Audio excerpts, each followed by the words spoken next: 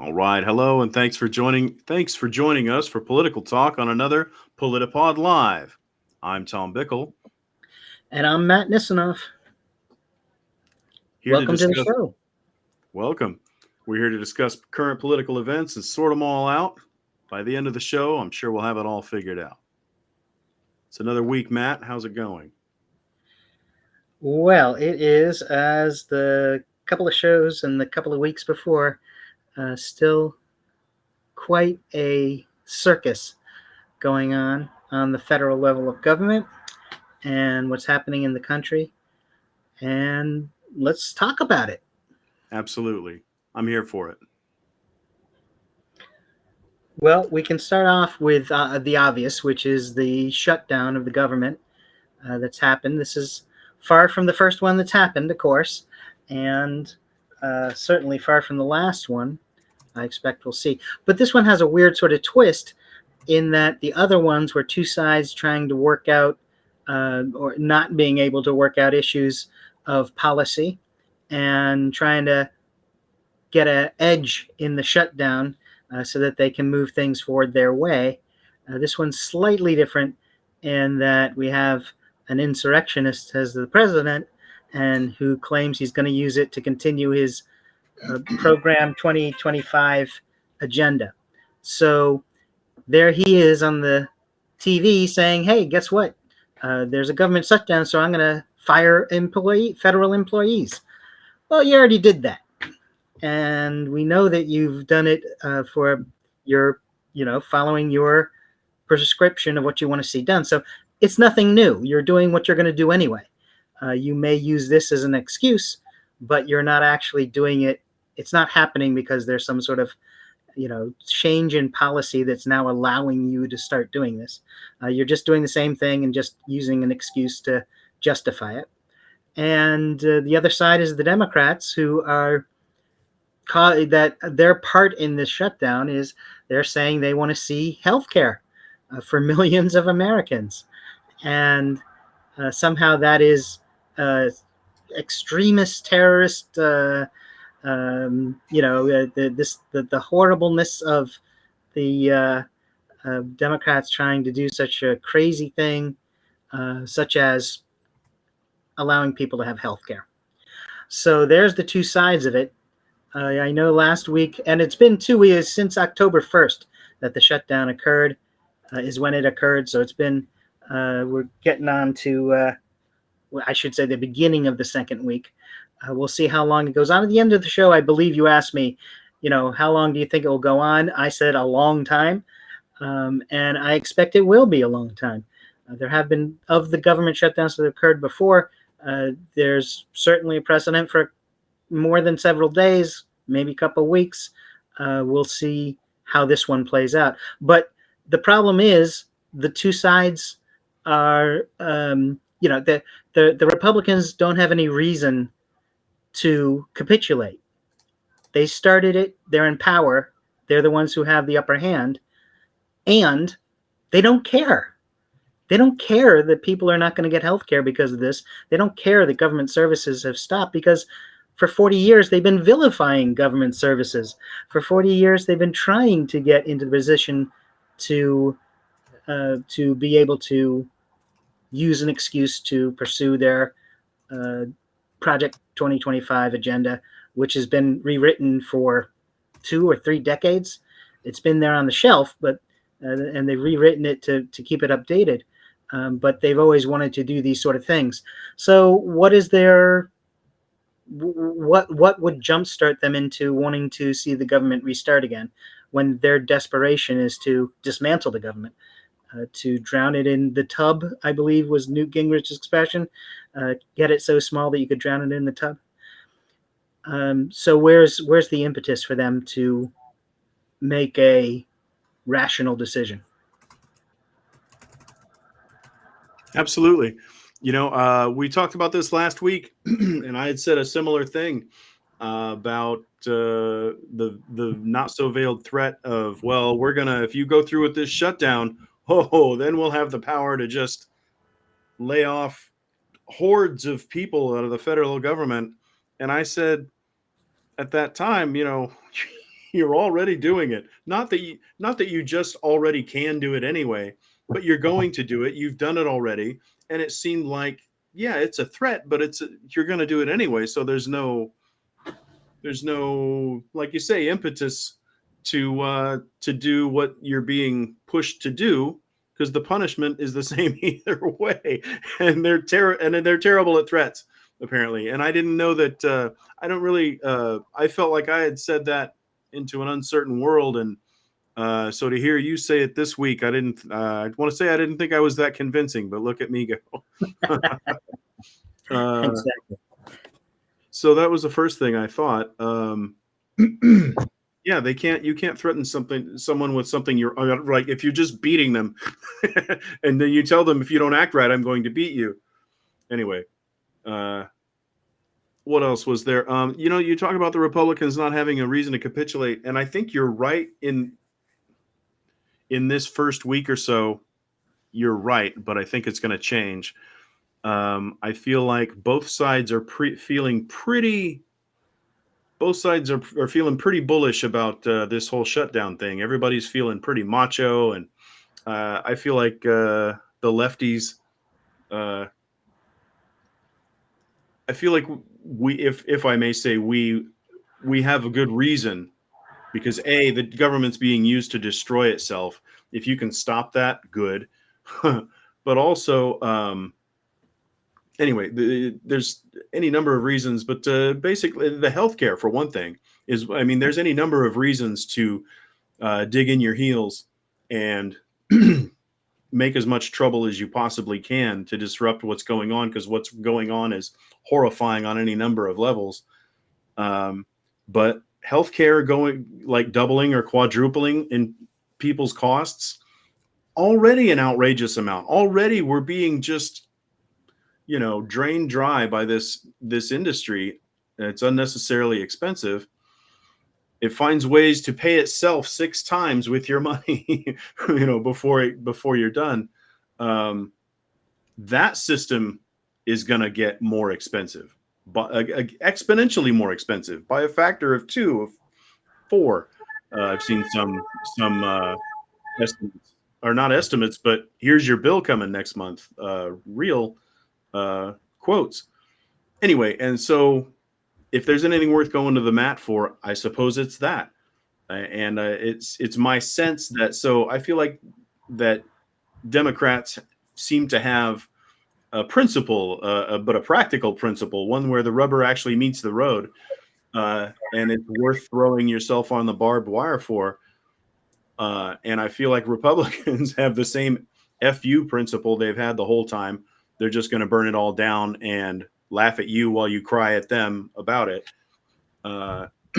Which, yeah, it makes diplomacy difficult. Anyway, and I feel like both sides feeling pretty starchy about it. But at the outset, the Republicans have been, I think, taken the worst side of it as far as public blame overall. I feel like polls have borne this out, that it's not going well for them. They don't seem to care. They have embraced Confederacy. They've embraced Nazism. They've embraced, the opposite of anything that's healthy and good about this country. And they seem to be walking around fine with it. At least they seem to think so. And hey, that hasn't even slowed them down as far as I can tell. But I think it's going to change. And it harkens back to something else we also talked about in recent shows, is that people change their minds when it actually splashes up on their shoes, when the practical effects become practical and not theoretical. And they're happening to you, not somebody you thought they would happen to, but not you. People start to change their minds when it affects their pocketbook, when it affects their daily life. You know what I mean? Um, Well, and and when there's you're absolutely right. What most often happens is when somebody when their followers start to feel the pain, then they start to get their start working on getting attention onto it, and all of a sudden, with the tariff thing, all of a sudden the farmers are feeling pain, as you mentioned. But all of a sudden, Trump is, oh, well, we've got to do a bailout for the farmers. He says he's going to go after the, um, there were certain service workers earlier on in the tariff war that went to him and said, look, you're you're Killing it. screwing us. We Yeah. need to be able to do our job, and we can't do that because the tariffs are driving the costs up. And he came out, oh right, I didn't the farm workers. Oh yeah. Oh, I meant we have to have these skilled laborers in the fields, and so we need to change our thinking a little bit about this. Um, I remember seeing and, that, but didn't he just double back on that and screw him anyway? I don't oh yeah, know that they got any relief. oh yeah. Well, he right. I mean, he's going to double back and screw everybody because that's what he does. I mean, he In the winds up fullness of taking time. both sides. Yeah, he ends up taking both sides of every issue, or at least making a statement on both sides of every issue. So as it goes through its process and as as it resolves, he can then say, "Well, I was the hero all along. Right. Um, I was the one who was really behind the COVID vaccine. No, I hate that. Oh, isn't there a way you can just shove a light up in there and it will evaporate it?" And Right. A so little bleach, well, ivermectin. yeah, back and forth. So yeah, I mean it's when he had, but when they are start complaining to him is when he realizes it. it it's I think there's a thing in that movement where if it doesn't happen to them personally, they can't understand why it's a problem. Right. So when before the farmers felt some pain, and before their workers started disappearing because they were afraid to show up to work. Before that, they were like, "Yeah, well, of course, this all makes sense. This is a tariff, sure, no problem. Let's just do it." Yeah. And then after that, they were like, "Oh gosh, this is not working out for me. So now this is a problem." And I think you can do that with numerous issues, and we'll see what actually comes of it. As you say, it's is there going to be an end point? Is there's going to be an end to it at some point? There has to be, but it's going to be only after a time where there's enough pain for people, real people in real pain. People are going to die because they don't have health care insurance and they can't get into the system or however, you know, it's not until people are actually harmed that somebody comes along and says something that gets his attention. If a rich person has a problem getting into a hospital over health care, that will grab his attention and he'll all of a sudden realize that there's something that needs to be done about it. So, how long can we go without a government? We're going to have to let somebody's going to have to get themselves in harm's way before he can bother himself to do anything differently. Yeah. And what about, I mean, speaking of pain, what about these federal workers? Uh, a week ahead of time, when we were foreseeing this shutdown, people are saying, if we shut down, one of the impacts is going to be that uh, a lot of federal workers will have to not only work without a paycheck, but they're not going to get it later on the back end when things get, like a union contract getting worked out. Everybody gets back paid to a certain date. They're just not. They're just going to eat it. That's just it. And you have to go to work. You can't go and get some local job to tide you over, wash some dishes or something to keep some money coming in. No, you have to go. You got to go TSA. You got to go do that thing that you do for the government. And you can't work somewhere else. And you can't pay your bills. And I never understood that. And anyway, I've seen Axios reported that the Trump administration has a memo arguing that they shouldn't be paid. They're going to run this up the flagpole, I guess, and say it out loud with their chest, as the kids say. I don't Well, understand how do you listen? I don't know if you've ever stolen office supplies in your life, but now is the time. You know what I mean? You gotta make some of this back. That's a lot of Post-it notes. Anyway, have you heard about that? What do you think of that? Yeah, I think that will become I would hope that will become a hot button issue that winds up being included in whatever negotiations, whatever way they resolve it, because obviously those people should have get their back pay. There's that's it's I can see where they won't, where the Trump administration will not want to do it. I can see where they will negotiate to try to not do it. Um, and Well, why but not? Why not? Is there not money? Take it out of the damn ballroom. Are you kidding me? Is there no, and I don't know how they manage this. Sorry, go ahead. no, I will go on record right now, sir, to say that I am not pro ballroom. I do not have a ball. Yes, I do not have a pro ballroom plank in my platform. But yeah, exactly. They'll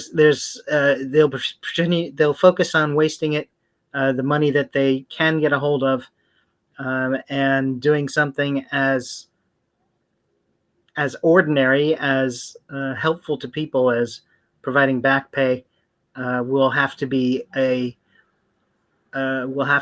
argued over. Will have to be a part of the negotiations, simply because they'll see, they'll add it to all the savings that they've right. brought the government Is you're by jibbing. not See, paying people. here's part of the problem is they've demonized federal workers so much that anything bad they do to them has now become an Uno reverse card. So any evil they pour into that evil is like a double negative and it comes out positive. Right. They've demonized federal workers and anybody they're about to give it to. They've made them out to be terrible. They're loafing, not hardworking. They make too much money, and so if we screw them out of some money, well, great. But at some point, when you can't get on a plane on time because there's nobody to man the tower, or when your constituents are thousands of federal workers across your state and they come banging on your door, they're going to find out different. But it's going to have to impact them specifically. Now, they're not Democrats, so I guess they can't count on somebody burning their fucking house to the ground. Sorry for that little bit of French I speak. But No, but nobody. I mean, yeah, you're absolutely right. I mean, the just like crimes against the um, just like the crimes against um, hold on for 1 minute. I'm having yeah, no problem. a little Don't bit worry of a about that. technical Don't worry about difficulty. that swear. I'll take it out in post. um, but there is that whole argument of how I'm going to have to stand up for just a second. Roger that. But just like with the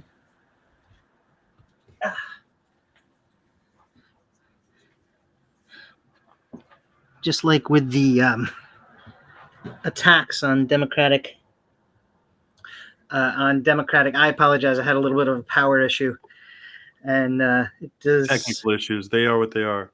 Yeah, exactly. So I'm trying to make certain that I'm up and.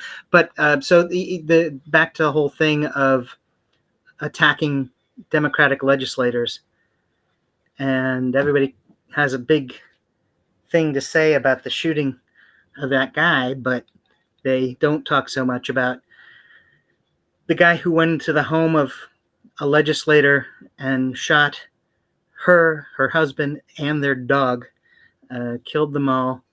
And then there was another guy who went to the governor of Pennsylvania, I believe it was Shapiro, and tried to set his house on fire while the family was celebrating a religious holiday.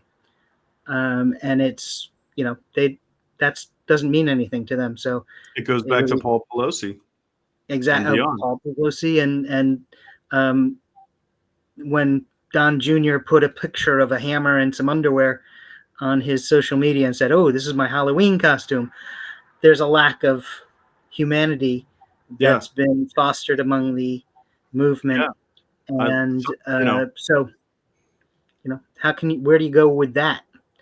How do I you can only remove that? say that I hope he gets a real, just as close to a genuine likeness to Paul Pelosi with that costume that he can. Contusions and all, fractured skull and all. I hope he really goes all out for his costume and achieves it. Right, right. Because it's That's what kind of ghoul have you become? And you know, I mean,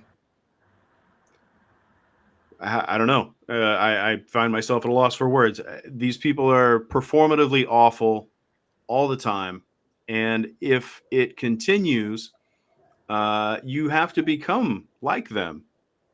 We talked about this well, last week. If you're playing a game and someone cheats, and you don't eventually start cheating, then you're at a permanent abject disadvantage. You have to cheat, and once they do it, it's not cheating anymore. It's just a new rule, and they got the advantage of getting the jump on it by doing it first.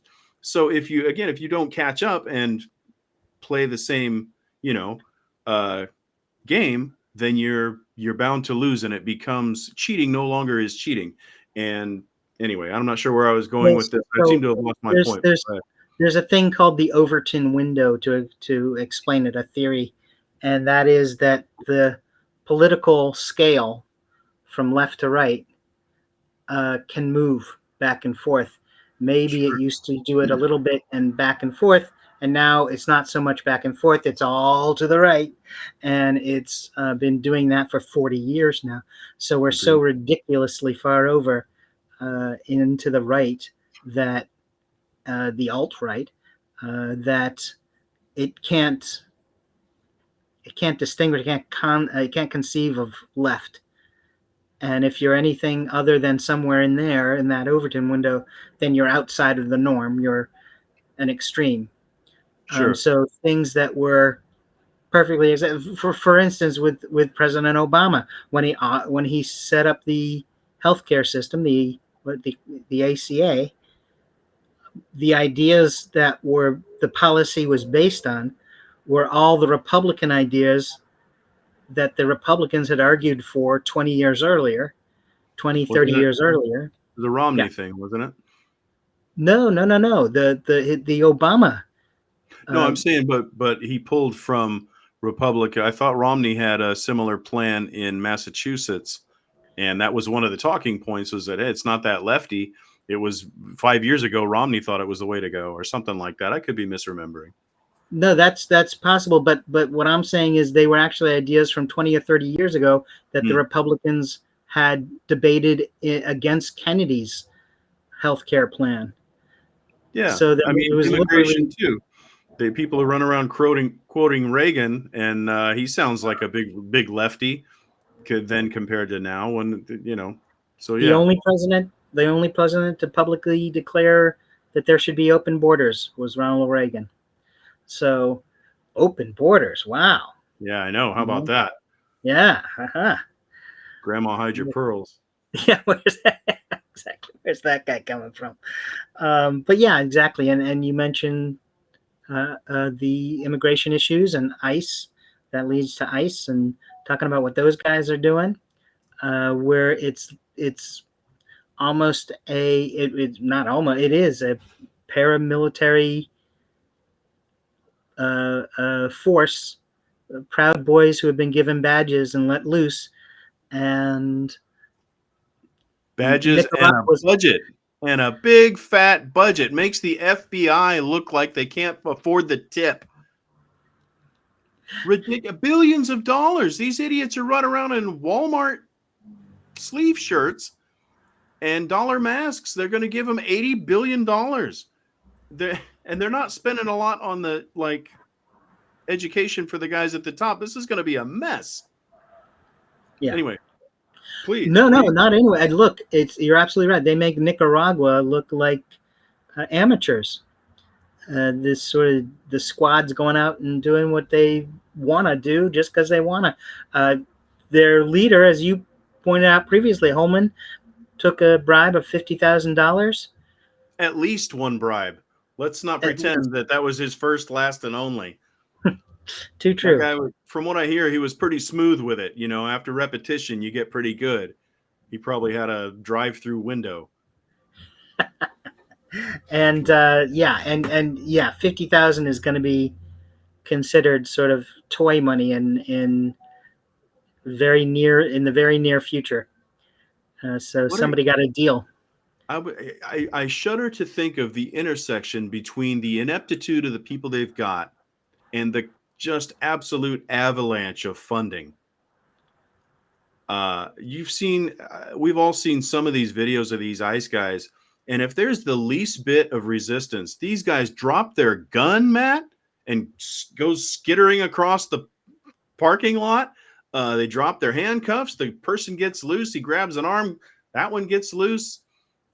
This is what cops would be like if they didn't get a day's training. These people have no training. They don't know how to. And listen, I say no training. I mean, they don't have any training in what's legal. They're going to shoot somebody. One of these idiots pointed into a crowd. They were just standing clearly 10, 15, 20 feet from him on camera. And they've given him a little bit of a hard time, but nobody was threatening him. Nobody was saying they're going to come over and kick his ass.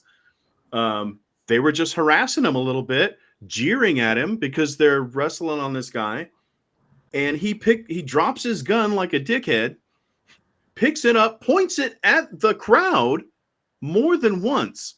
Anyway, lack of training in how to do their job, like how to be effective at it, how to handcuff a person without getting shot or punched in the face, how to do it legally, how to respect civil rights in the least is another thing they clearly don't know anything about or care about. They shove little old ladies to the ground, Matt. What are you trying to prove, buddy? They don't give a hot shit, and they're going to have any technology, any weaponry that they can possibly dream of. We're going to have monster trucks with freaking laser beams, Matt. I can't imagine the stupidity and the casual cruelty that's about to jump off when these guys get fully funded. Who needs 3 FBI's worth of that stupidity? Yeah, and they don't need full funding. They don't need any funding, and they Not at do all. it. If they can get a hold of a gun and a badge and a bulletproof vest for the look of it, then yeah, sure, they're going to point the gun to the crowd, and they're going to push over that old lady because she's a darn threat. She's a serious threat. Yeah, oh yeah, she could do a whole lot to you. She could hit you with her handbag.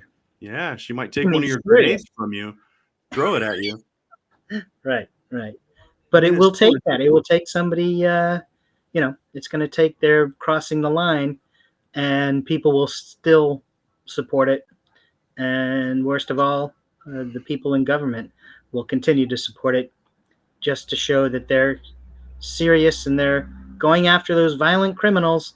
But they're just going after anybody they can get their hands on to make themselves look good or to for whatever their reason is. I don't think I really understand what their reason is, other than they get to look, dress military and do things. They're not. You're right. They're not trained. They're not ethical. They're not worried about the results of what they do. Except, we'll double back to this, I think, a little bit later in the show too. Yeah, there's always something to say about it. Absolutely. Fortunately, we can also go on to something more cheery.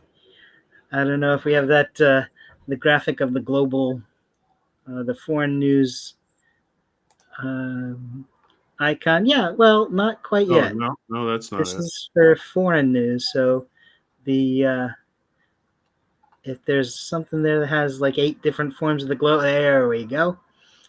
We can call it international news because that's what's on the slide. You can call it anything your little old heart wants it to be called. But what's going on in some of the other parts of the world? Something that I know is an issue near to your heart, which is France, and checking in on what's going on globally. We can look there because there's an issue with the prime ministers now in the more of a parliamentary system. There's the president, and that's Macron, and he gets to name someone to be prime minister. Now, back last June, there were elections, and the various parties on the left saw that there was a serious momentum with the parties on the right. So they got together, they combined themselves and worked together to get people elected who were from the left, and they wound up doing extremely well. They won majority in the equivalent of the House, the Assembly. And so, therefore, you would think, especially in a parliamentary system, that the person with the most seats gets to name the prime minister, and you move on. They got elected. They have their turn. There you go. But no, Macron said that he would not resign, but that he would name the prime minister and name somebody from the right scale, the right of the political scale, to be the prime minister. And it was kind of awkward. I mean, people were not certain what was going on. And what happened was he was able to be there. He was able to keep the seat for a number of months, but inevitably he couldn't get the budget passed, and he couldn't get things going through there because nobody wanted him to be there. So they wouldn't help him put together the coalitions needed to pass things. And so he had to go. But Macron, he stuck to his guns, and he brought in a second guy from the right who lasted a couple of weeks. And he was there, another prime minister from the right, and he was there for a couple of weeks. But same thing happened. He had to go. So Macron had a third chance, and he went once again to the right. He went to the parties on the right, and he picked out a guy to be prime minister. And I say a guy to be prime minister because I have no idea what his name was. Before I could even learn what it was, he was gone. He was gone in 14 hours. The rest of the parliament was just not going to take it. And so a guy who was named prime minister was out 14 hours later.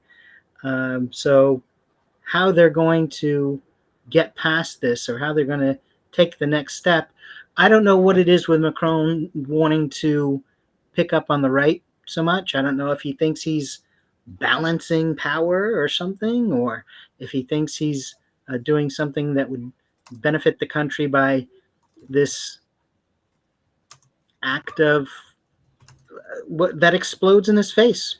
How many more times does it have to explode in his face before he gets the message and tries somebody else? Is what I'm wondering. And I don't know. Do you have any thoughts on that? I'm a big fan of the French, as you mentioned. Love French culture, French language. I appreciate it. I like it. I try to keep an eye on French cultural events. I find their politics fairly impenetrable because I'm not a good student, Matt. And I was surprised and gratified at how comprehensive your description was, because it's a lot more than I knew. But I have been paying attention to this issue, and I want to say I thought, again, I defer to your superior grasp. I thought that the last prime minister was in office for 26 days, but was tossed out like the 14-hour figure you mentioned. I thought he was tossed out at 14 hours after trying to form a new government, something like that. Either that, or there have been so many prime ministers that I've lost track. Either way, I want to ask the computer how many days in a Scaramucci. Do you remember when? Do you remember Scaramucci?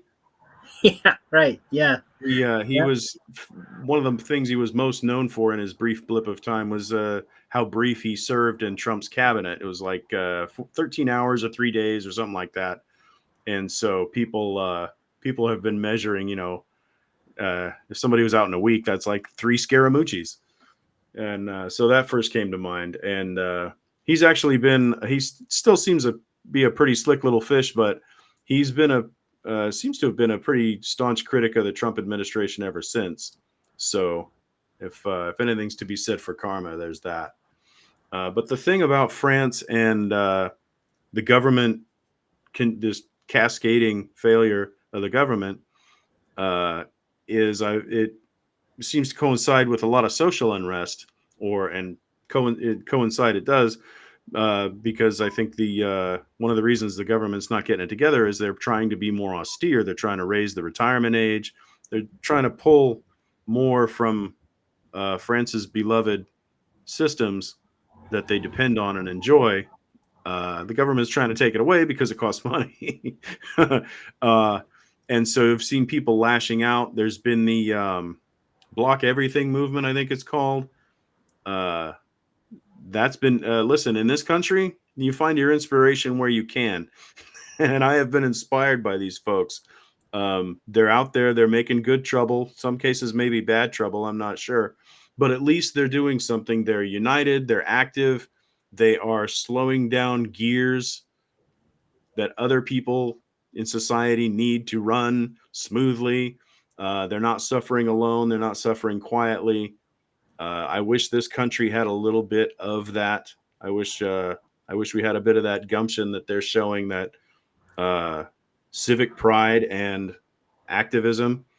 Uh, on the other hand, I'm glad that it hasn't come to violence. It hasn't come to destruction. That's one reason. It's the long game, though, because you see these people getting abused, for example, and it makes you want to act. It makes you want to get out there and get in an ICE agent's face. Anyway, reel it back in because I do tend to go a rambling.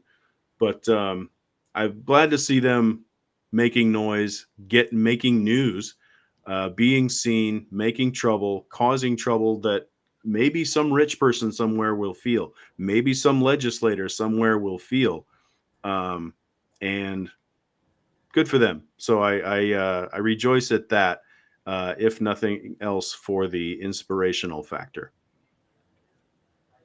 Well, and you may have seen me looking down a little bit here, and Mm, that's because I was checking on a couple of things real quick. Firstly, the Scaramucci is an 11-day period, just to okay, there set you the go. record straight on I was that. selling him short. And also with the issue of France, now I hesitate to, uh, whereas you are interested and a student of France and its culture, I am not. In fact, I did take French in junior high school, Attaboy. which was where I was raised. You had a couple of years of a junior high before you went to high school. Sure. But I did so poorly in the class. The teacher came to me at one point and said, "You have done enough for me to give you a C in class. Stop. I'm going to ask that you, right, I will not uh, uh, discredit you in any way, but please don't raise your hand to answer questions. Don't worry about doing the homework. Just sit in the class. You're getting a C. You're done." Wow. Wow. And A so truce was called. exactly. That's my extent of dealing directly with the French culture. So I will hesitate to try to pronounce the names Hey, without knowing the Matt, rules. what's French for you there? Stop that. I'm kidding. All I'm I kidding. know is, all I remember is il crayon est grande. There you go. So my pencil is large, I believe is the translation. Well, there you go, bragging.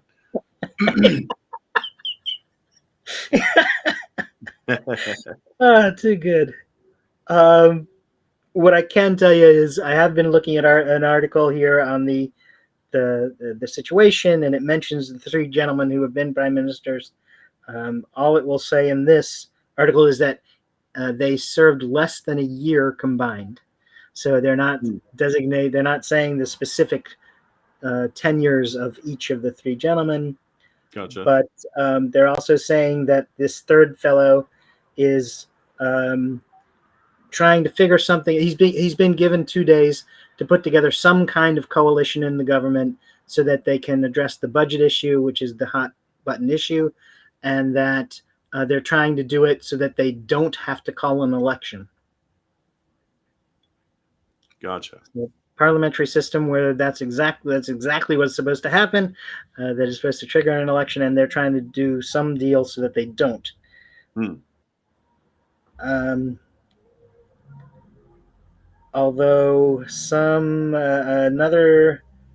a protege of Macron has said he no longer understands Macron and has called for the appointment of an independent negotiator to steer the government. So there's yet another twist.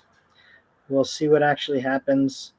But within 2 days, Macron will has said he will nominate a fourth person for prime minister. Hmm. So we'll see how that actually plays out. Another international news is in other international news. The leader of Brazil has called on Trump to reduce the tariffs that are being put on Brazil. That is Lula, who I believe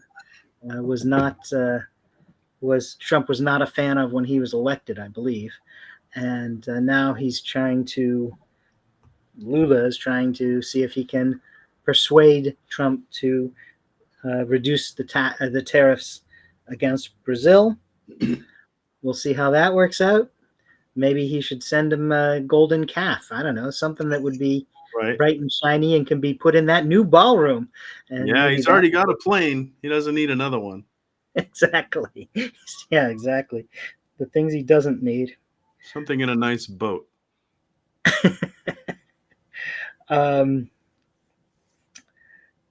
So that is a news item. We'll see what happens with that.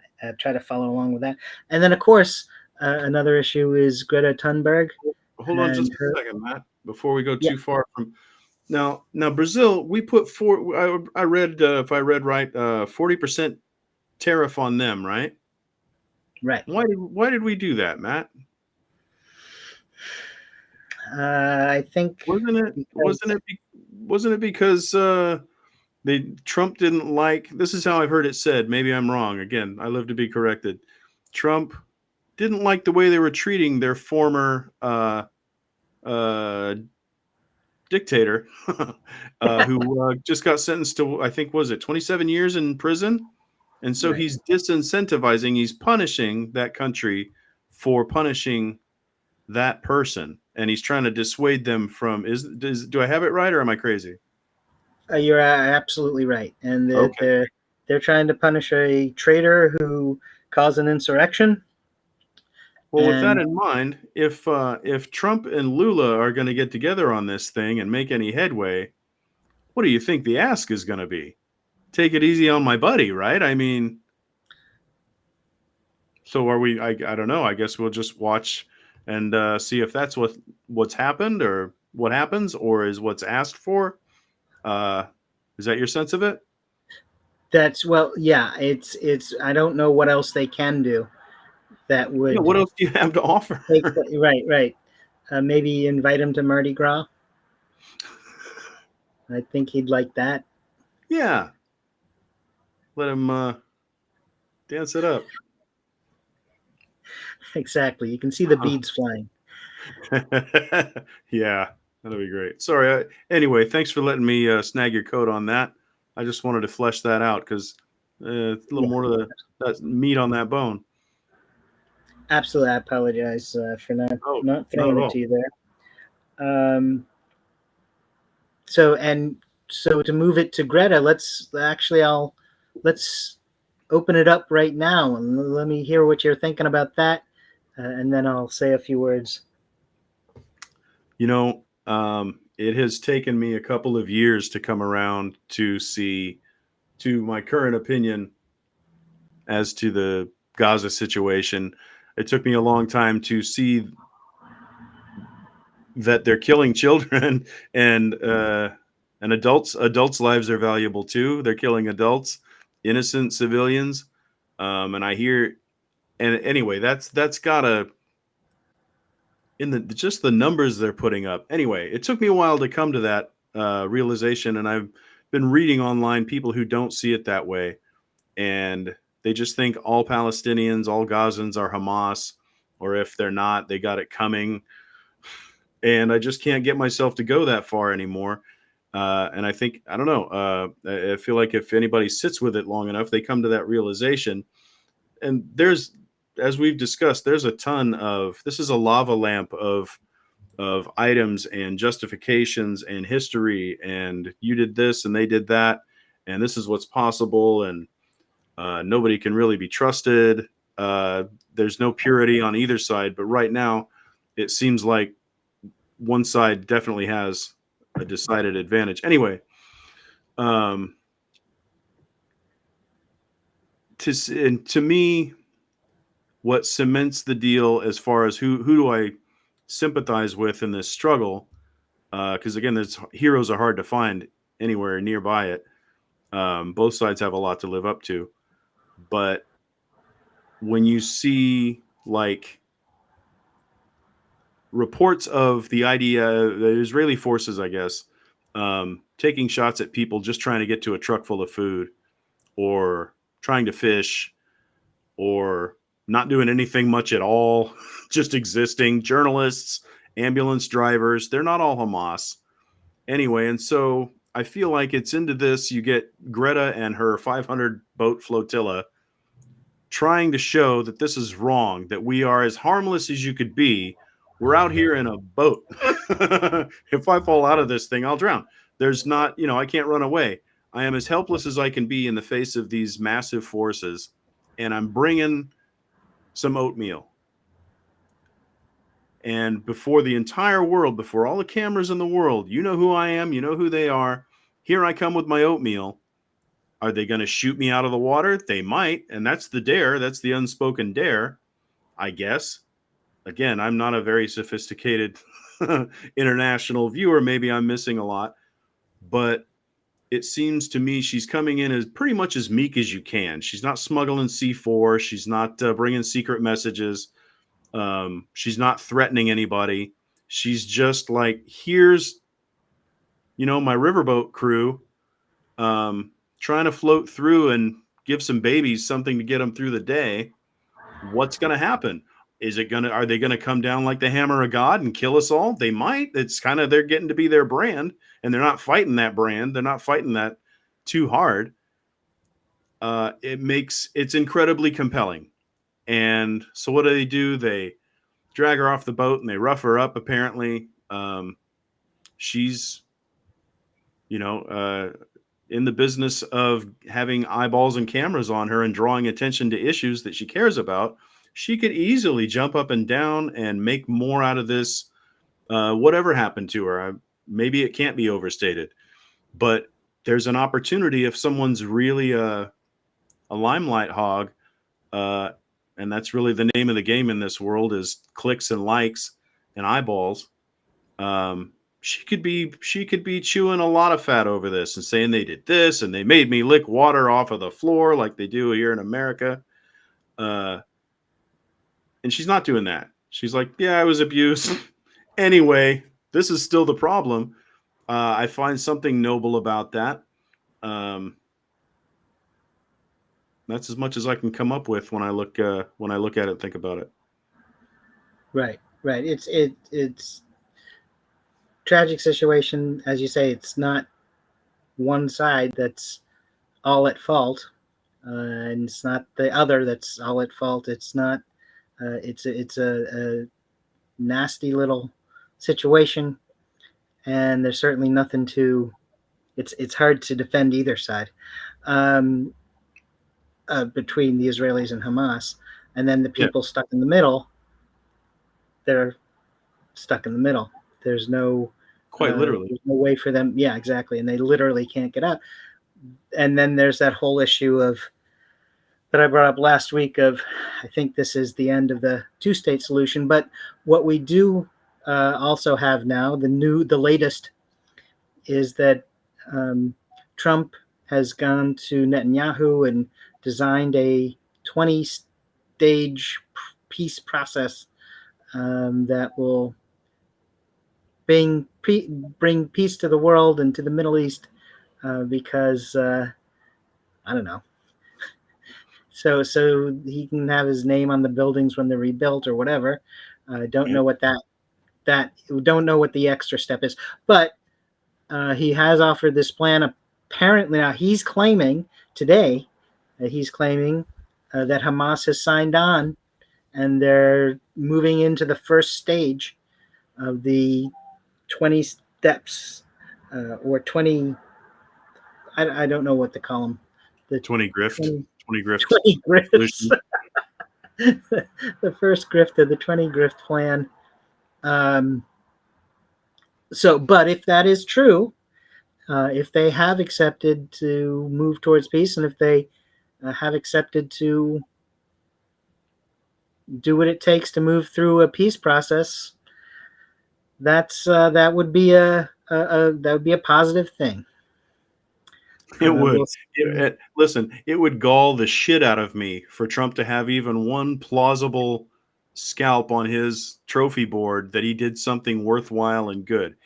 I would probably never sleep again at night having to admit it. But if it saves some lives, if I'll make room in my mental furniture for it, if I must.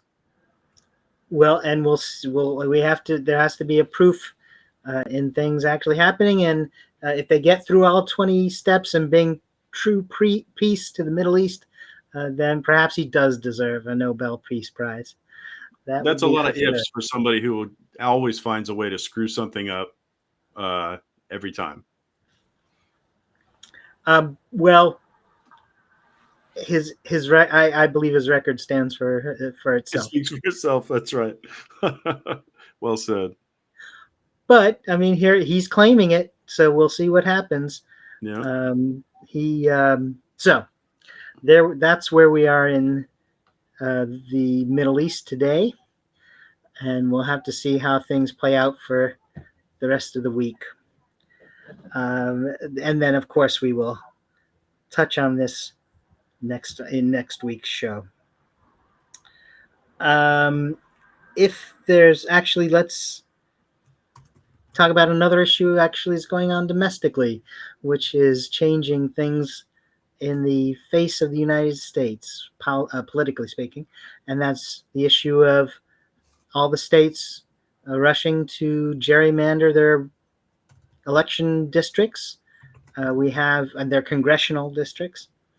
We have a process where in the United States, there's been a process for many, many years that every 10 years after the census, you reshuffle your congressional districts. And with the upcoming elections in 2026 and 2028, apparently there's been enough of a verbal kerfuffle at the White House among the advisors there that they are truly concerned that they're going to lose the House, and that if you look at how things have played out, I think that's a real threat to them. And I think that there's a real reason behind it, which is most of the policies they pursued and how they pursued them. So what's happened is they've gone to a number of states and said, let's start reconfiguring the congressional districts now. We can do that and gerrymander things, and the 3 seats the Democrats need, we can move things around and they'll never get them. And as down in Texas, they did it first. That was the first cannonball out of the artillery on this issue. Just ahead of them sending their National Guard into into Illinois. But the political boundary speaking, they gerrymandered some districts, and they're trying to get a half dozen seats out of Texas, and California picked up on that and said, well, okay, you want a big state who can change some borders? Let's talk. And you want to do it for 5 or 6 seats? Well, tell you what, so can we. And so they have Proposition 50 that's coming up out on the West Coast. If you're a California voter, that is the proposition where they're asking the voters the issue: should we do this? Should we not? If you vote yes on Prop 50 or agreeing to redesign the congressional districts. If you vote no on Prop 50, you're against the rearrangement of the political borders. We'll see how that comes out. But I think voting on that the early voting on that has already started, if I'm not mistaken. That the ballots have gone out, and you can request them by mail, and you can. So there's a portion of that that's already in motion, and there's a big push by some of the Democrats out there to vote yes on Prop 50. Since that, there have been a number of states who have come out. There's 3 or 4 other Republican states, Indiana and Utah and Missouri, who have all come out and said, "Hey, we're gonna jump in on this. We're gonna do that too." And then a couple of Democratic states, Maryland and New York, have said, "Oh, okay, well, there you go again." And so we're going to have to do it too. And so we'll see how many states decide to jump in on this mid-decade reapportionment of all the borders. And we'll see what the actual picture does. I guess there will be challenges, and so it will become like everything else nowadays, has to go to court to be resolved. And if it's resolved in one way, it will be called judicial overreach and activism. And if it goes the other way, they'll say national heroes who have stood up for the right. But it's gonna take a little while, and it's gonna be very messy, I think. And also Florida has chipped in to say that it's gonna engage in this. Because how can you not have Florida engaged in something of this nature? What do you think of gerrymandering? I'm a lot more for it than I used to be. I think it's about time. I think it's about freaking time. I feel like both sides do it. I keep hearing people acknowledge that, because you got to be sane and clear-eyed about this thing. But it really seems to me that the Republicans really enjoy it, and have leaned into it and have used it more, which is kind of a good thing, bad thing. On the one hand, it's bad because this is kind of cheating. You're not supposed to. It's against the spirit of our rules. The idea is you compete fairly. This is not that. On the other hand, it's good that they've done it in the sense that they've already burned up that fuel. They've already expurgated that resource. They've already juiced whatever state and districts they've juiced. They can't juice them anymore. They probably could more, but they've already profited from that. There's not much more cream to scoop off the top of that milk can. So in that sense, to what extent they've overdone it in comparison to Democrats, it's not something they can. It's a resource that's already spent. So that's fine. On the other hand, to the extent they've done it more than Democrats, shame on the Democrats. Like I said, if your opponent cheats and continues to cheat, you also have to adopt that. Whatever strategy that was forbidden, you also have to adopt it. Otherwise, you're playing a losing game. And I feel like Democrats could have called it out more. And demonized it, and therefore build themselves a little pretext for doing it themselves, just to catch up. And indeed, you have to catch up. And I think we shouldn't be so squeamish in the face of especially in this administration, all the danger they bring. A regular Republican would do enough harm, but this is hell on wheels on steroids these days. So I feel like Democrats shouldn't be so slow to catch up. I feel like we've got a lot more power than we wield, and this is just another example. And thank God somebody's finally thinking a little bit outside the box. Just to catch up is not really. I don't feel like it's that bold. I don't feel like it's that innovative. I feel it's a better late than never. And when you get so starved for this kind of progress and competitiveness in this public sphere, it starts to really feel like something magical when it's really the bare minimum we should have been doing all along. And I'm glad to see. I guess the I guess Prop 50 is popular. I saw polls 54% for and like 36% against. So this seems like a novel idea to a lot of people, still slightly novel to me. So you never know how it's going to go. To pay any attention to politics recently or in the dim and distant past is to be disappointed and disillusioned. So I don't trust anybody to do what I think from my little vantage point in my little corner is the right thing. So for this to seem to be bouncing popularly, positively, I'm very grateful.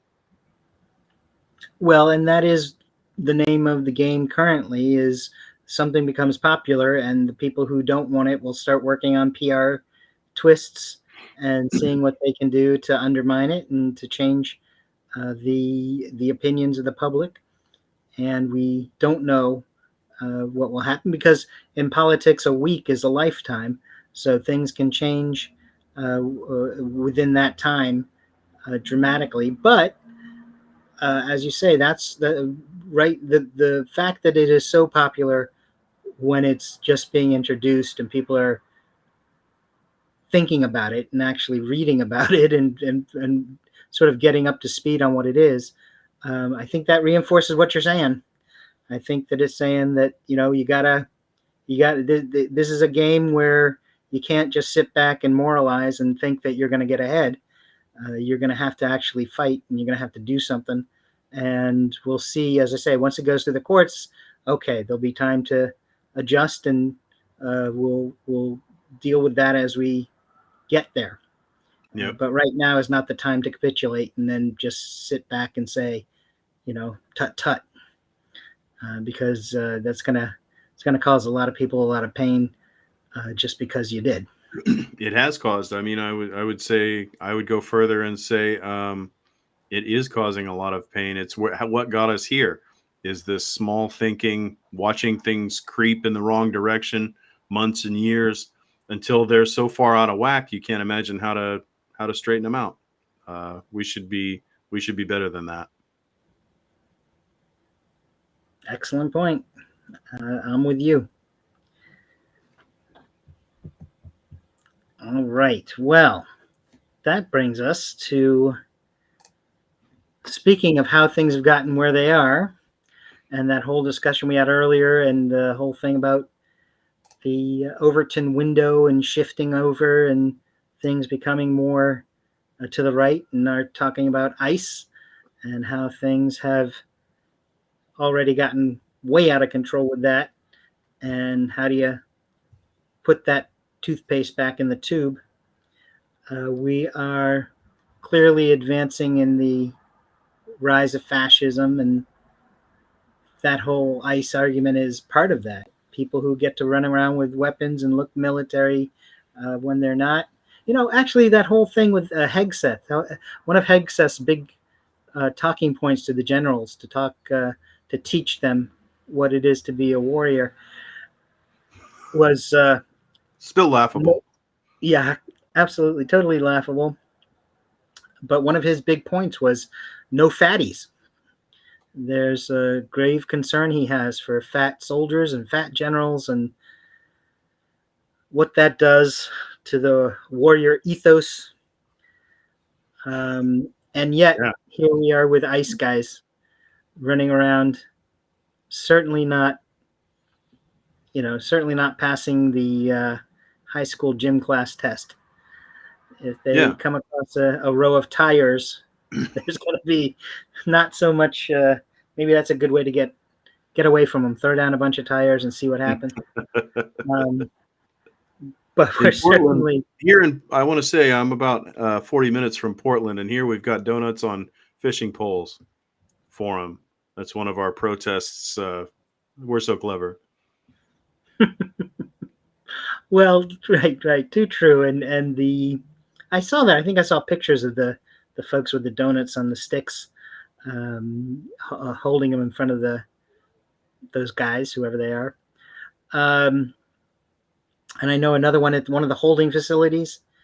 There's a row of folks who are out there daily and not, the big protest is being there to recognize that the place exists, because it's a sort of, I don't know what to call it, black site or whatever you want to call it, where you're not supposed to know it and you're not supposed to identify it. And these people are not doing anything wild other than just meeting there. Some of them dress up in costumes, and I think there was like a line dancing or something. They were doing something over at the. I didn't catch that. Yeah, they were trying to do something, and they didn't want to. They wanted to make certain that it was a peaceful demonstration, and they decided to just by being there show some protest. But that thing that's happening where the ICE folks are unleashed, not particularly maintaining any sort of legal, being held back by legal requirements and just going after people, as you mentioned earlier in the show, that throwing down a, a grandmother. There was a case here in New York where they wait in the hallways of the courts. So people come for their immigration status hearings, and as they leave the appointment or leave the hearing, there's a dozen people in the hallway ready to jump on them and drag them away. And one man's wife protested. Justice, Matt. Drag them to justice. Drag them to justice. Yeah. Certainly the dragging part is true. And actually, there was a candidate for the mayor's office, Brad Lander, who was on the group of people who were trying to help them get through the hallway, and they arrested him as well. Yeah. And hauled him off, and there was a big protest outside.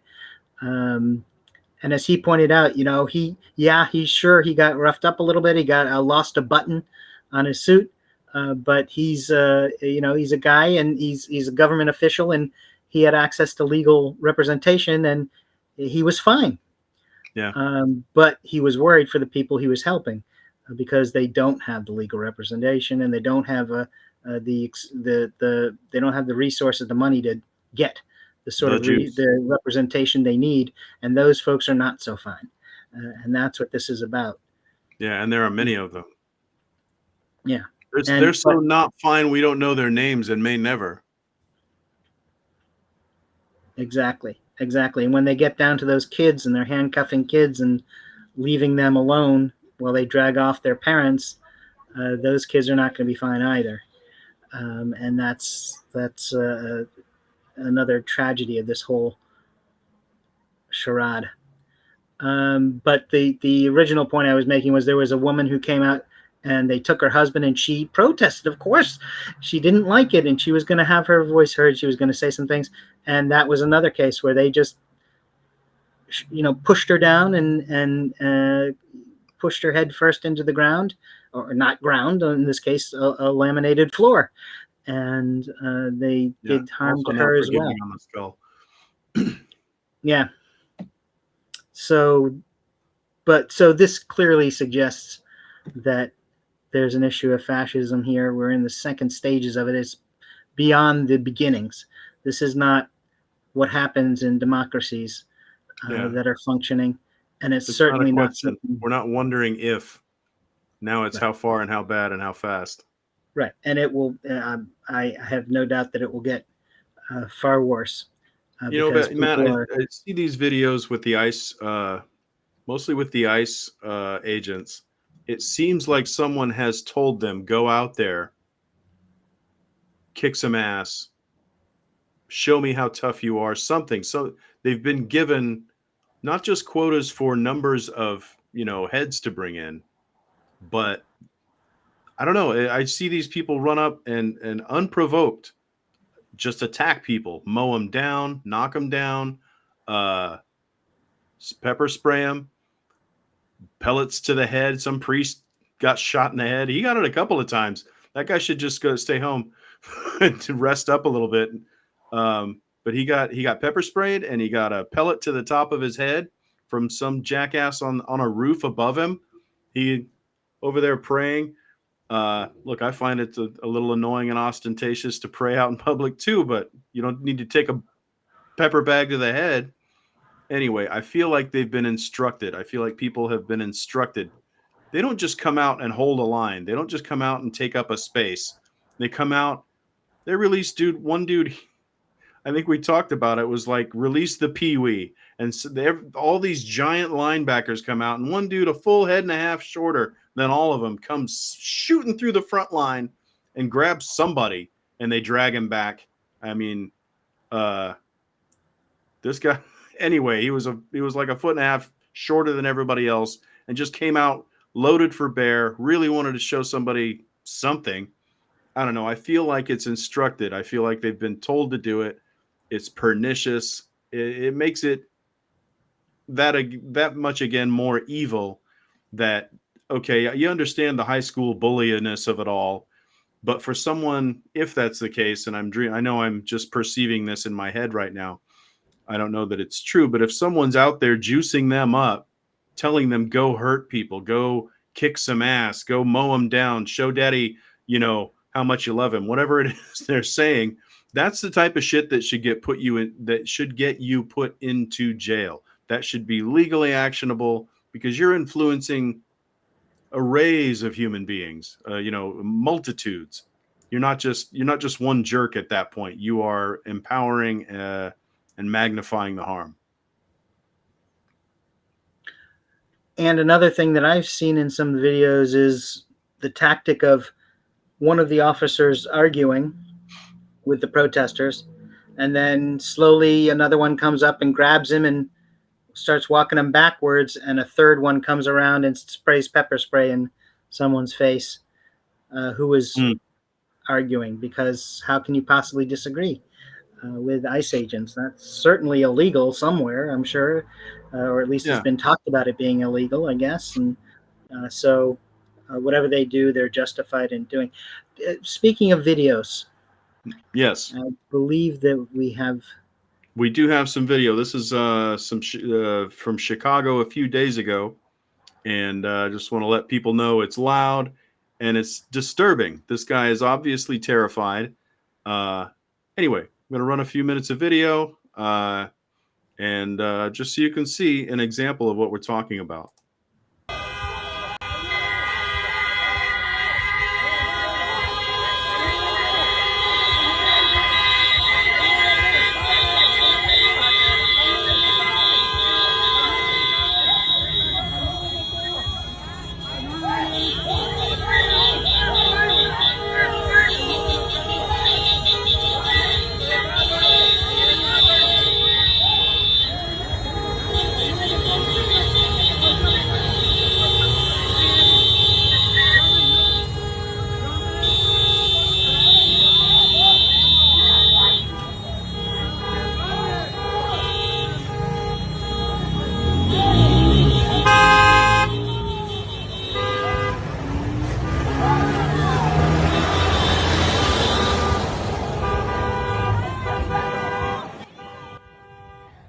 So Matt, what strikes me about this video is the guy is obviously terrified. It's bad enough to get arrested and go to jail. It's worse to be grabbed up by these, whoever they are, knowing there's no accountability, not knowing if they're going to go to Alligator Alcatraz to get eaten by mosquitoes for the next 6 weeks and eat gruel and moldy yesterday's, garbage, or be shipped off to El Salvador. This guy doesn't know where he's going. He could be in any part of the world, and it's tender mercies. I cannot imagine being that guy. I cannot imagine. That's got to be hugely traumatic. Anybody with any compassion has to have some flavor of that watching this guy. And you can't fight back. They'll kill you. You can't fight back. There's no little old lady or no little old man who is too sympathetic for them to wrench their shoulder, break a bone, break. You may never walk right again after these idiots are done with you, because again, they haven't been trained to do this right, so they're going to do it wrong. They're going to do it hard, because that's apparently the only training they've been given that I can see, is somebody told them to go out there and crack skulls. And so facing all of this, the immediate danger and the medium term danger, where am I going to be next week? Nobody knows I'm here. You know what I mean? Nobody, who's going to think to look for him? Nobody. You can't get a lawyer if you never existed. Anyway, I see all this and it just churns through my mind.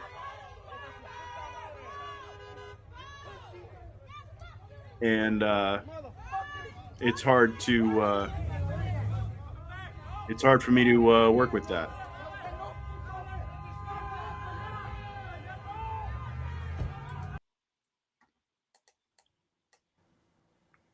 There we go. Hi. Yeah, it's well, but here's the thing. I mean, what I see in this video is the community's response. And I know there are groups that are actually going out and talking to people about what you can do in this kind of a situation. In this one, make a lot of noise. And it wasn't immediate, but look at that guy. I mean, that guy is not just going with them. He is resisting, and the community is helping him. They're surrounding these guys. They're making a lot of noise, and they're I don't know what they're saying specifically, but asking who they are because they have masks on and they're not supposed to be wearing masks, asking for a warrant or whatever the things they're doing. They're being very loud and making certain that there is a response, that these guys know, and they're all standing back. They're not approaching them. They're not approaching the guys so that they feel threatened or that they need to use that weapons, using the weapons they have. But they are being loud and they are staying there. They're not just leaving so that they can complete their whatever it is they're doing to that poor guy. The one thing they're not doing is going after the violent criminals that they're supposed to be, or they're allegedly supposed to be doing. They're just grabbing anybody they can grab, and then letting them have to suffer through extradition or whatever it is that they can do to them. And like the fellow was just sent off to El Salvador, returned to America, and then was sent off to Uganda, to a facility in Uganda, all while he was an American, while he is an American citizen. So this is the sort of warning that we're well beyond being given, and showing that there's a real thing. But as you continue to watch their things are getting kind of kicked around, and they are not able to do just the quick shove in the van and walk away. I think that fellow just lost his walkie-talkie for a minute. Oh, look at that. I guess they felt that. Yeah, I guess they felt it wasn't worth whatever 30 pieces of silver they were getting for that guy. And off they go. And there's so much to go through here, Matt. There's so much to pour through. Like, as you said, the civilians got in the way. That'll get you shot. These guys are packing guns and have zero except their ego telling them how to do their job. They're pointing loaded guns into a crowd, a non-threatening crowd. And I hear you talking about this. I don't deny anything you say. I don't argue with anything you say. It's just as you said. But the next time, those people were kind of in the way. They dropped zip ties. Somebody kicked them out of the way. And they got pretty close to these guys. These guys don't want you close to them. And some of them aren't going to have the self-control, again, because they're juiced up on who knows what. Is it coffee? Is it bad advice from the sergeant? Is it drugs? Is it pipsqueak complex from high school that they got to just kick ass, and this is their chance, their time to shine.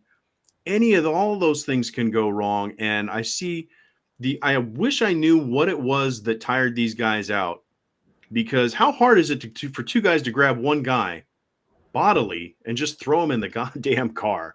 I don't think they're very good at their job. I don't think these people really got in the way. I think it's just two guys couldn't subdue a third without cracking him over the head and killing him, and they just didn't. I But don't think anybody materially got in the way.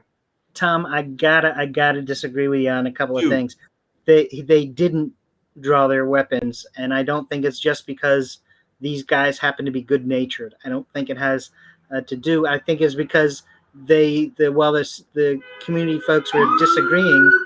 Oh well, now they're after me. Hold on. you could have blamed that on the video.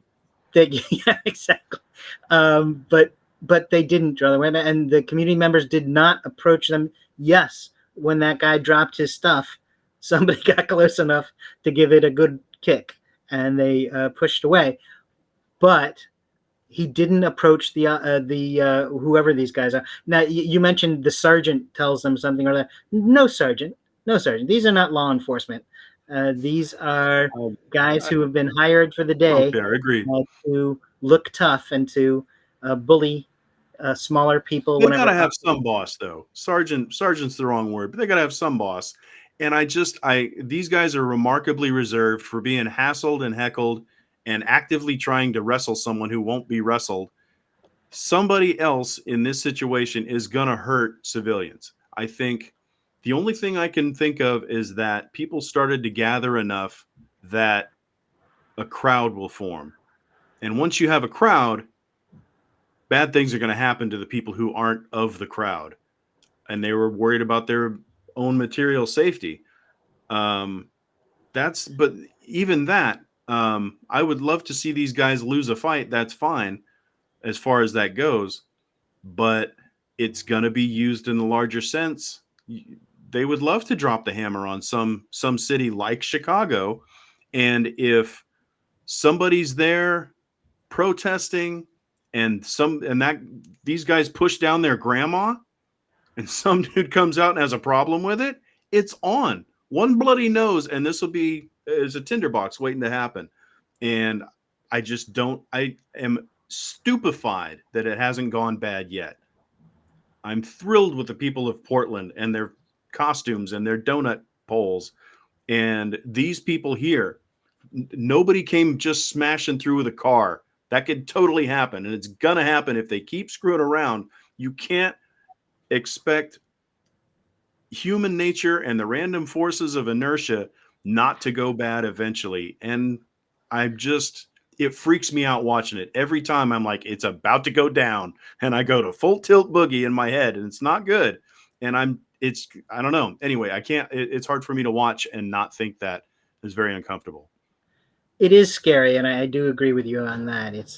You're waiting for something to happen and something worse to happen. But like with this situation, we literally just watched a video where they just lost it, and they lost the bounty, and they just got to a point where they said, "Okay, this is not one we're going to win today, and we'll go try somewhere else, or we'll go get coffee and donuts and try again tomorrow, or whatever it is they need to do. That whatever these guys did, whatever calculation in their brain got them to say this is just no longer worth doing. I don't think that they were ever scared of the crowd. I don't think that they were even with people yelling at them. But look at that. I mean, these guys, the people are certainly being loud, but they're all 3-5 feet away. Yeah. They're not attacking these two uh, future Sure. criminals, future Agreed. defendants, Right. and they're But for still some trying to of get them, that one guy into the car. Right up until they just figure that, well, then maybe he was far enough away from the car that they figured they couldn't do it. yeah, Maybe they just felt logistically they just were not gonna be able to. And I think it shows that really, I think it shows how unserious they are. agreed. Oh, they're a mess. Yeah, for sure. I just feel like it's those messy people who are going to be the first ones to go bad really big. We'll see. Yeah, I mean, obviously we will. And you do have a right. I mean, it's a numbers game. You have thousands of these guys all over the United States in every blue city you can get to. And then somebody's going to actually, the taller guy kind of looks fat. I don't know how he's allowed to be there as an ICE agent. Kind of looks tubby. Yeah. Well, and I'd like to, since you mentioned it, that's a bit of a callback to the Pete Hegseth thing you mentioned earlier. And I am about the 7,000th person to point out that the commander in chief is the first in the chain of command that needs to get on the treadmill. I'd be remiss if I didn't say it. I know it's not original, but yeah, Hegseth needs to turn around and look behind him. He's the first to tip the scales. Right. Of I don't justice, know too. what else to say about this that I haven't said. It's just continuously offensive to the eyes and to the moral sense. Yeah, yeah, and maybe it just shows these Proud Boy guys will give it up if they are sort of non-violently resisted. If there's a challenge, enough of a noise, and enough of a support for our fellow citizens, that maybe that's the key. Maybe that's what needs to happen um, to get through these guys and get through what we're facing these days. So thank you for getting that video on. And I think that moves us along to our second segment, and that's Election Central. We were talking earlier about a belief that the 2026, there's people who say 2026 is not going to happen, the election is not going to happen. Well, they wouldn't be trying to stop you from voting if they really believe they could stop the election. So they've fallen back to that next, or a more familiar strategy of just trying to get people scared enough to not go out and vote. So I think that is an indicator that we certainly will have an election in 2026, and that 2028, the next presidential election, is going to be something, quite a show at the very You can least. count on that. We'll see what actually shakes out as far as who a Democratic nominee will be. But right here we have Election Central. PolitiPod, in combination with Election Central, lets you know of upcoming elections. So, folks, these are, I try not to include results from previous. I have in the past slipped in a couple of results if it's a particularly noteworthy election, but try to just focus on the upcoming elections so that folks watching have an opportunity to either go vote or go register, or if they hear of a place where they're not, so they can't vote, but they know, that's a place where Aunt Betty lives, and I can give her a call and see if she's going to take care of getting out there to vote. My ex-roommate from college can give a call to and say, hey, I know you're in that town that I heard, are you going to vote? So hopefully it will just get that idea out that there are local elections across the country every week, that there's an opportunity somewhere for people to go to the polls and make their voice heard. But you got to do it. There's a big drop off between presidential election and local elections, possibly because presidential elections, every news station in the country is talking about it. So it's happening whether you want to or not. And the local stuff doesn't always get as much of certainly doesn't get as much coverage. It's only a local station or a local news paper that says anything about it. So you might not know it, but October 11th is a big day of voting down in the South. There's a lot of things going on in the southern region on October 11th. For Texas, The local elections are happening in particular places all across the state. You'll have to check your local listings for your municipality and school district to see if yours is the towns or is one of the towns in Texas that's doing it. And on top of that, most of Texas is talking about October 20th, which is when the early voting will begin for the general election in November. So some people are not looking at October 11th at all because they're thinking of the next thing. But please, I encourage you, if you live in Texas, get registered. And if you're in one of those towns where there's a local election, get to your polling place, go vote.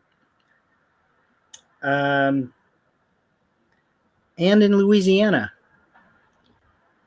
they're actually, because they're local elections, there's all sorts of smaller within the counties or parishes. I should say the term that's used in Louisiana is that the parish has an election, and there are eight local primaries for local positions. Like your mayor and city council and auditor and assessor, and so up and down the local level of offices.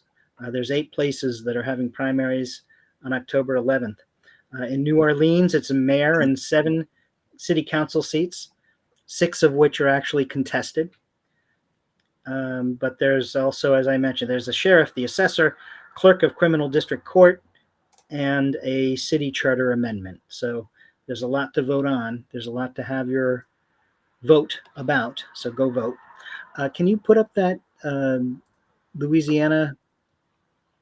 There we go. So you see, it's not the entire state, which is part of the issue. You're not going to hear a lot of national news talking about it necessarily, but these local elections are happening. 8 of them have those local elections. 15 parishes have only propositions, only have ballot questions to vote on, no positions. And then there's another 8 of the parishes that have both things, that have local seats and some kind of proposition or ballot question on. And that shows you also that polls will be open on the 11th from 7 a.m. to 8 p.m. Local time in Louisiana. So, as I've mentioned, I think once or twice, this has been a Election Central report. There's elections happening somewhere across America every week. Get registered. Go vote. All right. Absolutely. On to, you mentioned him once or twice, I think, Trump. And Who? some guy. Doesn't ring a bell. Wouldn't that be great? I'm looking forward to the day. So we mentioned earlier, and you mentioned last week, that he was going to have to wind up bailing out the farmers, and that's going to happen this week. He's going to present that now, I assume, a stunning idea that he had all along. Frankly, He's as a you pointed brilliant out, businessman, Matt. Brilliant. He's got a brain. It's exactly, farms are the casino of the Middle West. But so this week is when he's going to officially open that up, just like he did, as you pointed out, the first term. He wound up setting up a bailout for the farmers, and they may not like it, but they'll take it. And we'll see how the issues of tariffs plays out. With the shutdown, a very serious thing that needs to be taken a hard look at and involve in discussions. Well, he went golfing. He wasn't going to stick around and wait to get into all that talking business. And one other issue was that it's been announced that there were a dozen Republican senators whose information on their calls and their communications were looked into after January 6th. and it wasn't the actual what even one of them has conceded is that it wasn't detailed manuscript or transcripts of the calls, that it was just the what's called the metadata. So it's Right. kind of like this call was made at this time, and Who not called who and when, necessarily how long it was. exactly all the stuff you can find out by looking at a digital record without getting into the details. But so 6 of them, a half dozen or a dozen, were looked into, and so that fact has been revealed after the January 6th insurrection, where supporters of um, Trump were given the go-ahead to march onto the Congress, and whether the circumstances were that it became quite violent, and there were police officers actually killed, some who committed suicide days later, and the building was roughed up, glass broken, things knocked, destroyed. The famous issue of some of the protesters using the halls and the offices for bathrooms. Um, so that is more information has come out about that. It's not clear if those senators are particularly concerned. And so, what do you think? What do you think of the Trump stuff? I mean, he's going to bail out the farmers. Just the few farmer videos I've seen in my lefty bubble, and I've unfollowed as many right wingers as I can because there's just no point. Um, those videos are devastating. They can't all be paid agitators. They can't all be underground Antifas. Uh, and it's devastating. They're not selling. They didn't sell one soybean to the Chinese. Not one bean. And these guys were set to sell billions and billions of dollars worth of beans to these. I mean, they got the beans in hand, man. So, yeah, of course he's going to have to bail them out, or they're all going to drive up there in their tractors and pull them out of the White House by hand. So, yeah, of course he's going to do it. And enough people will get their palms greased.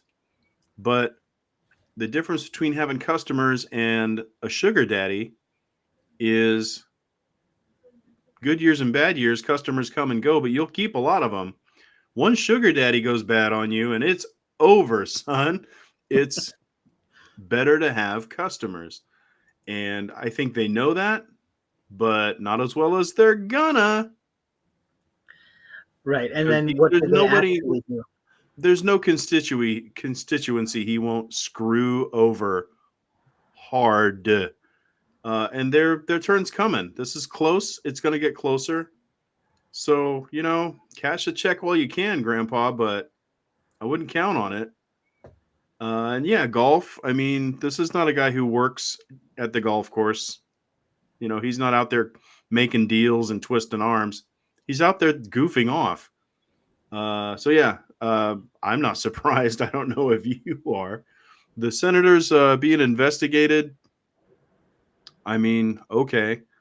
Uh, it sounds like we got as close to confronting powerful, rich white people in authority as we ever do. And anytime we get anywhere near it, the other side's going to scream bloody murder and immediately upgrade it to terrorism. So at least it means nothing to me until we have the House again. And that seems such a faraway dream. I've got plenty of time to dream it. So it leaves me a bit cold. It leaves me a bit disgusted with where we're at.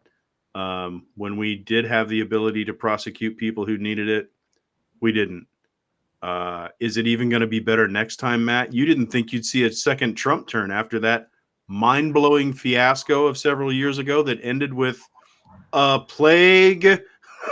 For the love of Mike, did you ever think we'd be that stupid, that brainstem numb, to let this idiot back into the White House for another stab at it? No, I didn't think so. Do I have a lot of faith in what's coming?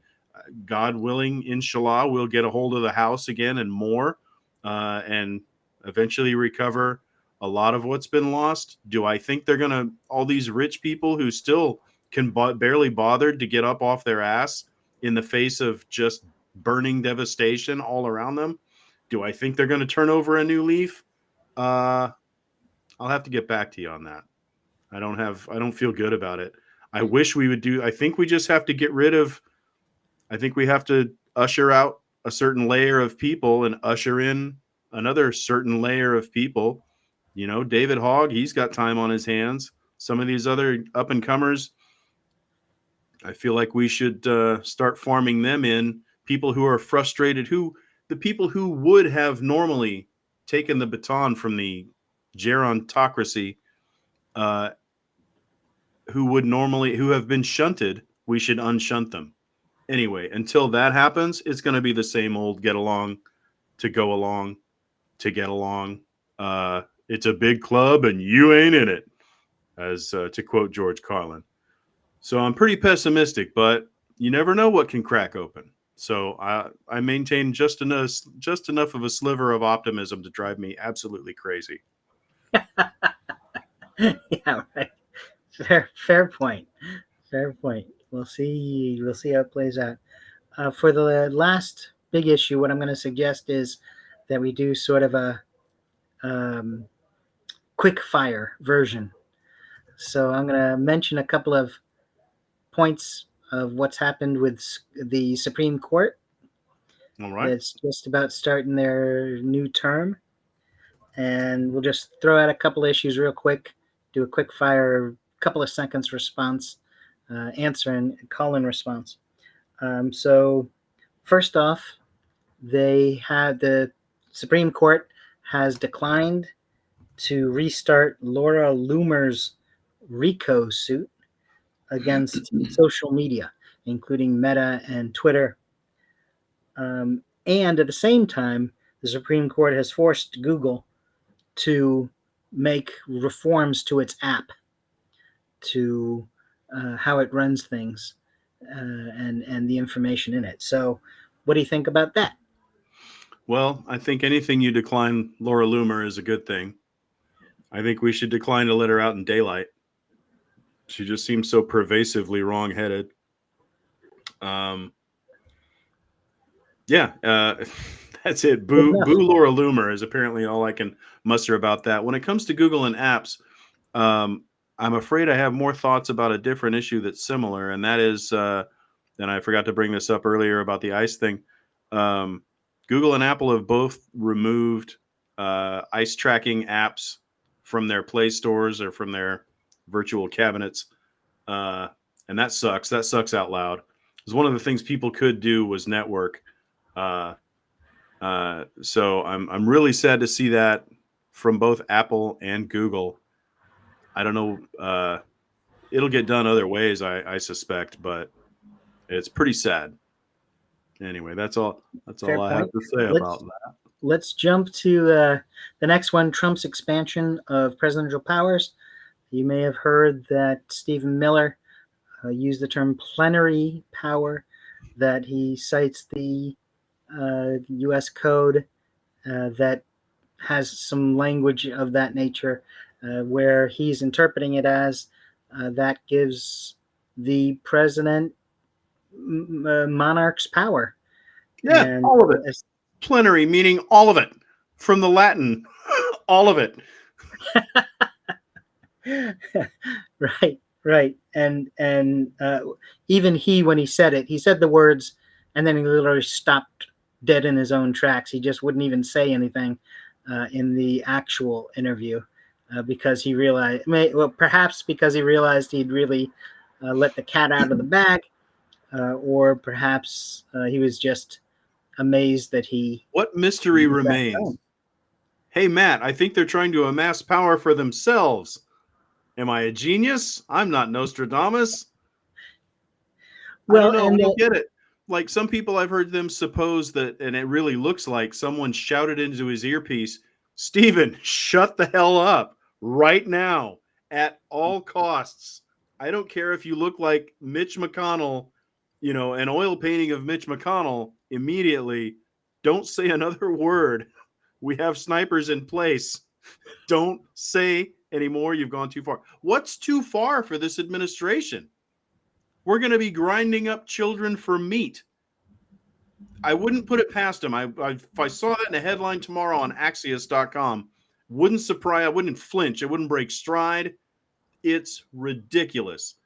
How, and I don't know. I mean, the Supreme Court has fairly signed off on it. What does Stephen Miller have to worry about? Because it's a word, plenary. Is it the word plenary?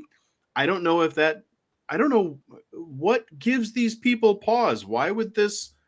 There's nothing they won't do. If he ate a live cockroach on TV, I would be like, yep, there's nothing.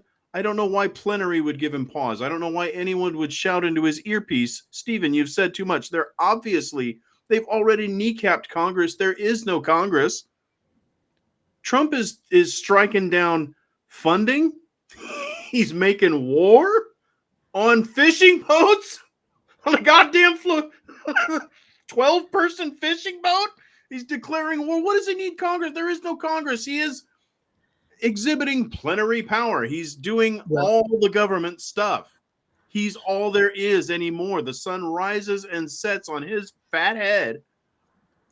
And why would Stephen Miller, the sexual matador, why would he go stock still? I don't know what could possibly give him pause. I don't get it. I don't understand any of it. It makes me feel very dumb, but also very glad that I don't understand people like this.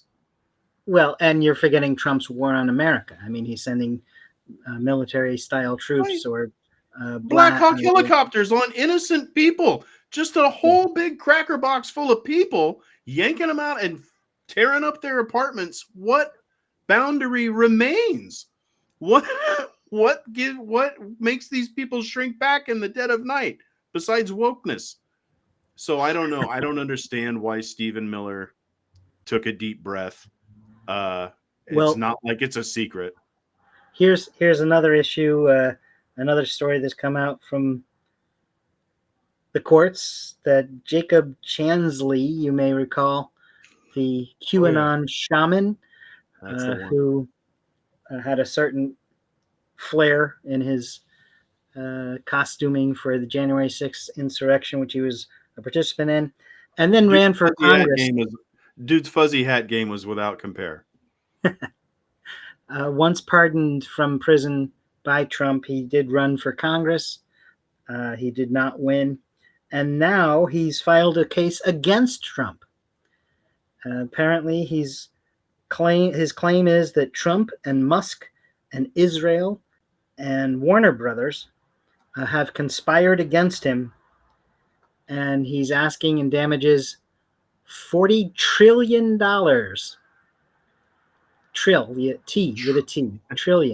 It's because he couldn't spell bazillion, kubel, billion.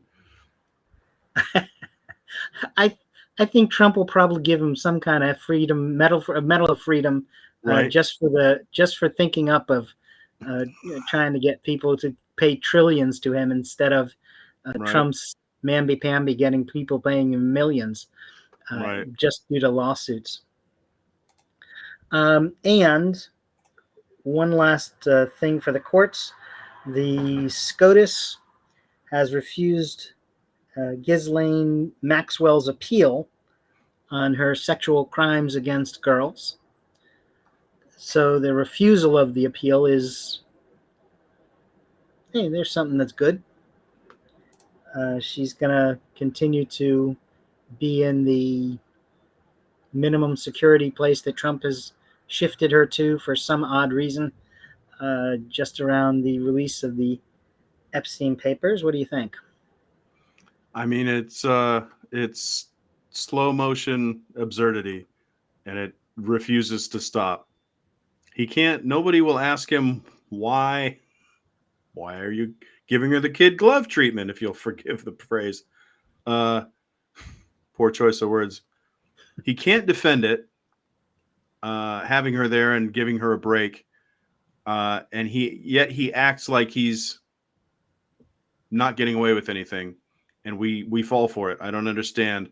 I mean, it's like that scene in the Avengers, Guardians of the Galaxy movie, where the big tough guy, for comedic effect, there's this little piece where he says, "I'm standing so still, I'm moving so slowly that I can't be seen," and then people walk by and like, "Hi, I see you."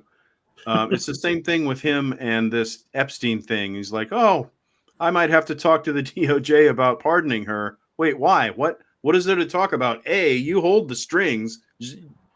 You're not waiting for anybody's permission for a goddamn thing. Just do it. Second, what is there to talk about?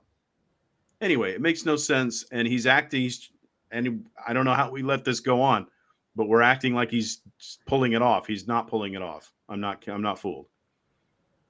Fair point. Matter of fact, if there were a count up, looking at the Epstein count up, we have a record of how many days this has been going on, that he's gotten away with it. And there you go. Days since the unredacted Epstein list has not been released. We are at day 3,767. And counting. And counting. I don't see it happening in the next week or two, but we'll see. We'll keep track of it for you. Tune in here at PolitiPod Live for your count up of when the list has not been made public. I keep reading we've got one more Democratic congressperson in there for the vote, so good things may be coming down the pike. We'll see if Johnson can't keep the House out so that they can't install her to her seat. We'll see how long he can get away with that.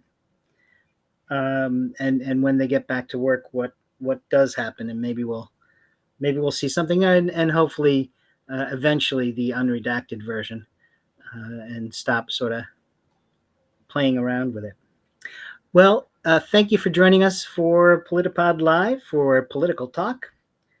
And if you want to have a political laugh, you can join Tom and myself and a handful of our friends who have a podcast called PolitiPod, soundcloud.com/PolitiPod, where we do sketches, one-liners, and of course you'll also find Election Central there to let you know of when local elections are happening, when a bunch of different elections are happening. This is, I'm Matt Nisanoff. And I'm Tom Bickle. Thank you for joining us, and good night. Night, everybody.